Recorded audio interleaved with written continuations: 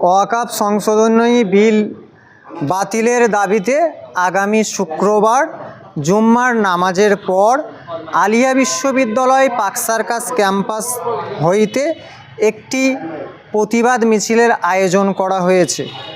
জাতি, ধর্ম, বর্ণ নির্বিশেষে উক্ত মিছিলে সকলকে অংশগ্রহণ করার জন্য অনুরোধ করা হচ্ছে। আসসালামু আলাইকুম। আপনারা সকলে জানেন কেন্দ্রীয় সরকারের ওয়াকফ কালাকানুন আইন যে আনতে চাইছে তার বিরুদ্ধে আলিয়া বিশ্ববিদ্যালয় পার্ক সার্কাস ক্যাম্পাস থেকে সমস্ত সাধারণ ছাত্রছাত্রীর তরফ থেকে এক ধিক্কার মিছিলের আয়োজন করা হয়েছে যাতে এই বিলটাকে উইথড্র করা হয়। তাই আপনাদের সকলের জাতি, ধর্ম, বর্ণ নির্বিশেষে আপামর জনসাধারণকে আহ্বান করছি এই সংবিধান বিরোধী বিলের বিরুদ্ধে কাঁধে কাঁধ মিলিয়ে, হাতে হাত মিলিয়ে সকলে আসুন, আমরা ঐক্যবদ্ধভাবে সুষ্ঠু সমাজ গড়ে তুলি, সংবিধান বিরোধীদের হটিয়ে দিই।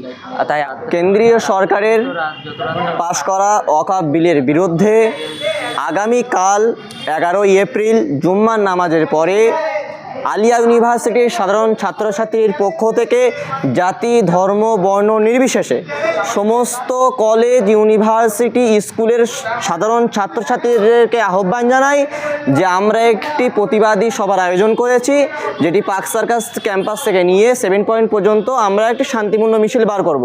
সকলে আমরা দলে দলে পদযাত্রায় সামিল হই এবং কেন্দ্রীয় সরকারের পাশ করা এই কালা কানুনের বিরুদ্ধে তীব্র প্রতিবাদ গড়ে তুলি।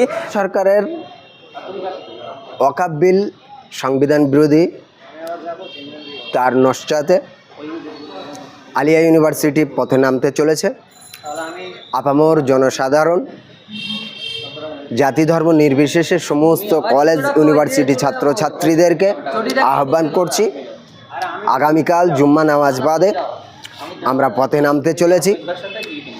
এই পথযাত্রাটা সম্পন্ন করতে আপনারা এগিয়ে আসুন, কাঁধে কাঁধ মিলিয়ে আমাদের এই পথযাত্রাকে সম্পন্ন করুন।